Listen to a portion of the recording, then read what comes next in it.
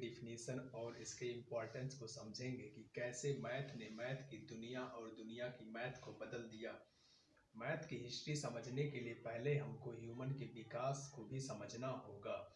मनुष्यों का विकास जैसे जैसे हुआ वैसे वैसे ही मैथ की हिस्ट्री का विकास हुआ।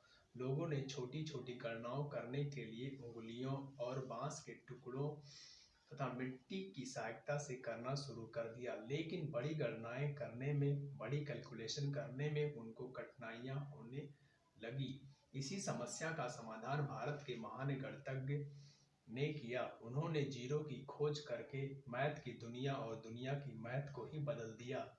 इस जीरो के साथ में किस नंबर का कैलकुलेशन कैसे होगा, इसी को बताए भारत के ही महान गणितज्ञ ब्रह्मगुप्त ने।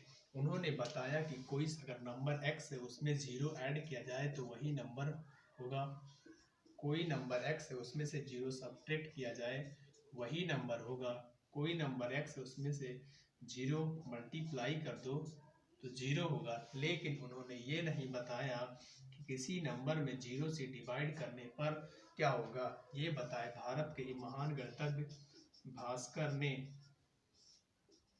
उन्होंने बताया कि किसी नंबर में जीरो से डिवाइड करने पे इनफाइनाइट होगा, लेकिन मॉडर्न मैथ में हम लोग इनफाइनाइट ना यूज करके नॉट डिफाइंड या अपरिभाषित, नॉट डिफाइंड या अपरिभाषित लिखते हैं। अब हम लोग मैथ के डिफिनीशन को समझेंगे।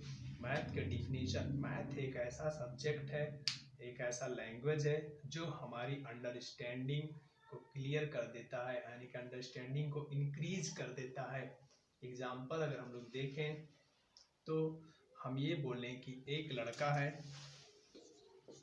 लड़का है जिसका एक ऑब्जेक्ट पे डिस्टेंस कुछ है, यानी सम डिस्टेंस पे एक लड़का है, तो यहाँ पे ये क्लियर नहीं होता कि डिस्टेंस कितना है। लेकिन जैसे मैं ये बोल दूँ कि इस लड़के की डिस्टेंस 5 मीटर है एक ऑब्जेक्ट से, तो यहाँ से ये क्लियर हो गया कि डिस्टेंस 5 मीटर है और हमको समझ में आ गया कि वो डिस्टेंस कितना हो सकता है।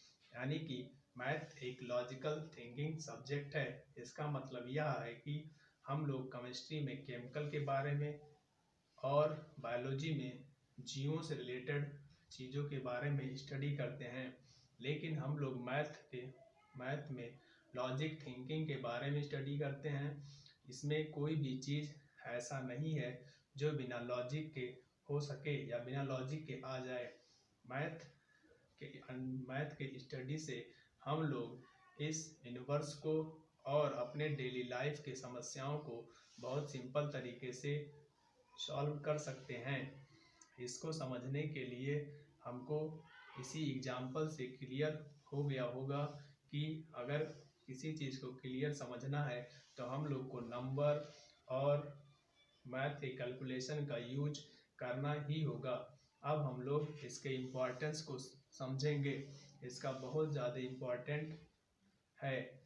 इस चीज़ को समझने के लिए पहले हम एक 1919 में भारत के ही महान गणितज्ञ रामानुजम ने एक सिद्धांत प्रतिपादन किया जिसका नाम है मॉक थीटा फंक्शन। इस सिद्धांत के द्वारा असंख्य गणनाओं को हम लोग समझ सकते थे। इसी समस्या का यही सिद्धांत जो है ब्लैक होल की समस्या का समाधान किया और ब्लैक होल की समस्या का समाधान किया और कैंसर पीड़ित मरीजों को भी कितनी दवा कब देना है, किस मात्रा में देना है, इसको भी सुलझाया गया। अब हम लोग इसके इम्पोर्टेंस को समझेंगे। इसके इम्पोर्टेंस को समझने के लिए हम लोग एक लाइन पता होगा कि mathematics is the language of science. इसका मतलब ये है कि किसी भी साइंस में मैथमेटिकल कैलकुलेशन के बिना वो इनकम्प्लीट है। सन 1919 में भारत के ही महान गणितज्ञ रामानुजम ने एक सिद्धांत प्रतिपादन किया जिसे मॉक थीटा फंक्शन कहते हैं। इसके हेल्प से हम लोग असंख्य गणना की समस्या का समाधान कर सकते हैं। इसी सिद्धांत से हम लोग का दो फायदा हुआ। पहले वैज्ञानिकों ने ब्लैक होल के सिद्धांत को समझ लिया। दूसरा, इसी सिद्धांत की सहायता से कैंसर मरीजों को कितनी दवा किस मात्रा में और कब देना है, इसी सिद्धांत के हेल्प से कैलकुलेट किया गया। यानी कि मैथमेटिक्स के बिना हम लोग अपनी समस्याओं और इस यूनिवर्स को समझ नहीं सकते हैं।